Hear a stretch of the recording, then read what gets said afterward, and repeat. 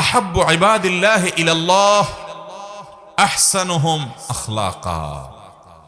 আল্লাহর বান্দাদের মধ্যে আল্লাহর কাছে সবচেয়ে প্রিয় বান্দা হলেন ওই সকল বান্দারা, সবাই তো আল্লাহর বান্দা, কিন্তু যাদেরকে আল্লাহ সবচেয়ে ভালোবাসেন, সবচেয়ে পছন্দ করেন, সবচেয়ে ভালো এবং শ্রেষ্ঠ মানুষ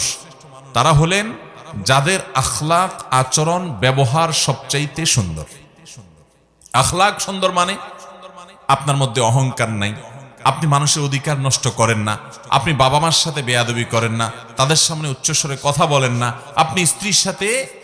ব্যবহার খারাপ করেন না, আপনি স্বামীর আনুগত্য করেন, তার সাথে বেয়াদবি করেন না, আপনি বড়দের সম্মান করেন, ওলামাদেরকে ইজ্জত করেন, ছোটদেরকে স্নেহ করেন, আপনার অন্তরে অহংকার নাই, আপনার অন্তরে হিংসা নাই, আপনার অন্তরে শত্রুতা নাই, আপনার অন্তরে মানুষ পিছে লাগালাগি নাই, এই নোংরামি নাই, আপনি সবাইকে ভালোবাসার চেষ্টা করেন, কেউ ক্ষতি করলেও